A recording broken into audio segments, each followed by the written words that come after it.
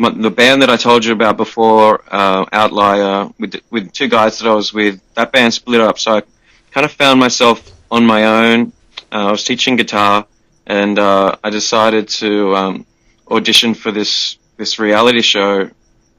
And I didn't have a loop pedal at the time. I was using a Boss DD6, which to loop on it, there's a hold function. Oh, okay. And so that was my only experience with looping. Yeah. But I'd had some fun sort of playing around with looping sounds, and looping wasn't such a mainstream big thing at the time, I don't think. Yeah, sure. So I just emailed Boss out of the blue, thinking I would get ignored. Yeah. But I just said, look, I'm auditioning for this show, and I don't have a loop station, and I don't really have much money, and can you help me out? And surprisingly, I got a reply very quickly from a guy named Jim Bollock, who was the rep there at the time. Yeah. And he said, yeah, come down, and their office was in DY, which was, right where I live. So okay. I went, popped around the corner and met him, and the whole company is just like almost like a family-based company. He was so good to me, and hooked me up with the pedal. He gave me a Boss strap, and he said, yeah, just wear this on the show for us. Great. Which I was happy to do. And yeah. That so 2009 is where the relationship started with that performance of Down Under on Australia's Got Talent. Okay, yeah.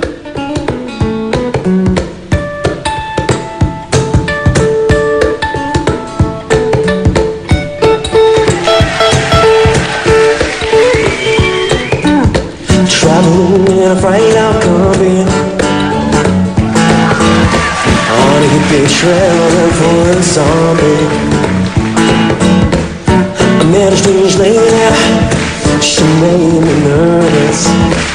She took me in and gave me breakfast, and she said, do you come from a land down under? The women glow and men plunder.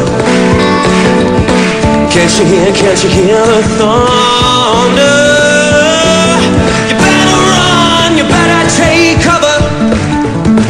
And he said, I come from a land down under.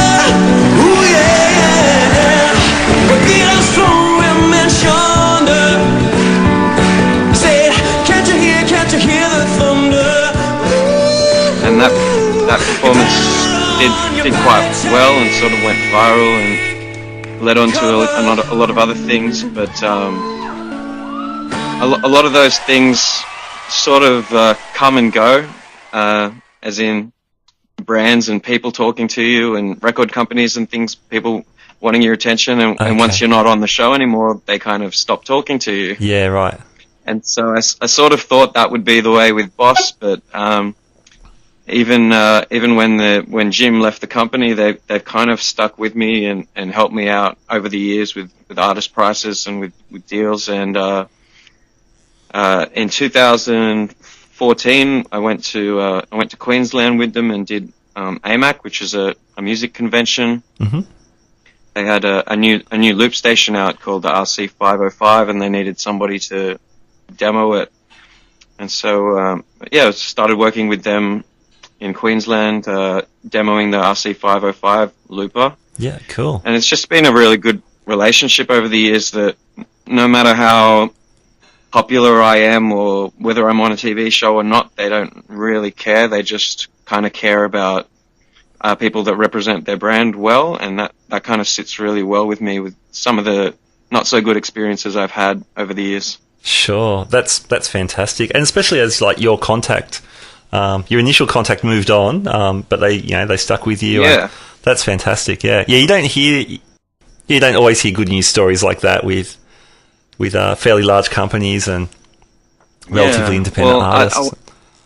I won't name the brand, but I had a really bad experience where a brand was really supportive, and the founder of the brand was coming to watch me play and was talking about doing a signature line of guitars. Yeah, wow. And as soon as I was not a contestant on the show anymore, he wouldn't so much as return my emails or calls. Oh, okay. Yeah, wow. And when you're a young sort of up and coming player, those kind of things can be quite devastating. So when Jim moved on from Boss, I was sort of expecting the same thing, like, oh, now there'll be someone else there and they won't really help me out the same way. Yeah. But a girl named Tiori came on, and she was just exactly the same. Like, if I needed something, she'd say, yeah, come down. And if something of mine wasn't working, she'd say, bring it in and we'll fix it. And they've just been really great. And I'm hoping that the project this year leads to many more with them, because I'm really stoked to work for such a great company. Yeah, that's brilliant. I don't know if you can talk much about today. You're at Roland all day, and tomorrow as well. Can you talk much about that yet?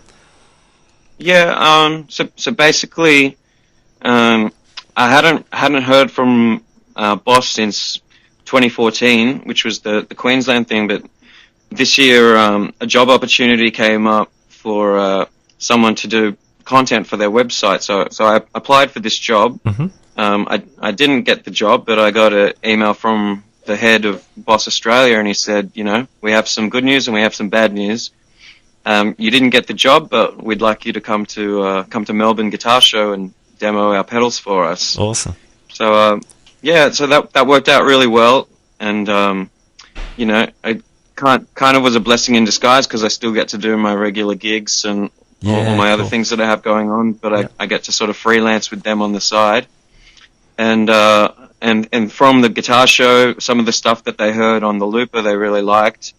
And a guy called Matt Walsham, who works there at Boss, had the idea to make a bunch of different videos that represent their 6 different loop stations that they have. Okay, yeah, cool. And he wants it to be with one artist, which is me. Great.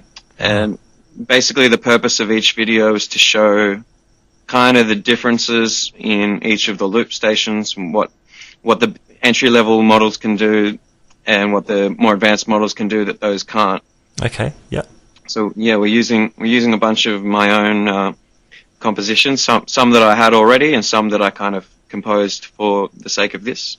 Great, man. That's so cool. And so we got maybe news or a rumor today that stuff may go on the Global Boss website, which we're hoping. Yeah, wow. But I don't. Yeah, that would be cool, and that would be huge. I don't know if that's gonna happen, but either way, I'm stoked, and it's been a really challenging project, and it's made me sort of try to take my guitar playing to the next level again. So I'm enjoying that challenge. That's great. Now you're we've been talking guitars, but you're a fantastic singer, man. You've got such a big rock sound, man. Such a big rock voice. Thank you very much. The tunes you're doing for the Boss stuff, are they vocal tunes or guitar tunes or a bit of both? So the first couple of loop pedals, they don't have a mic input, so we're just focusing more on the guitar side of things. Sure. But as you get up to the RC30 and the RC202 and 505, those last two that I mentioned are the tabletop loopers that are marketed sort of more towards like beatboxers and keyboardists and DJs and stuff. Yeah. So the RC202 and 505 demos, I'm not playing guitar at all. One of them's completely a cappella, and awesome. One of them I'll be doing like a vocoder thing, which is sort of where you sing into a keyboard and make the chords come through controlling your voice kind of thing. I was trying to explain this to my missus, and she didn't understand it, so I'm not going to try and explain it. A vocoder is hard to explain, but we know what it sounds like. Like, what's the point? Why don't you just sing? Yep.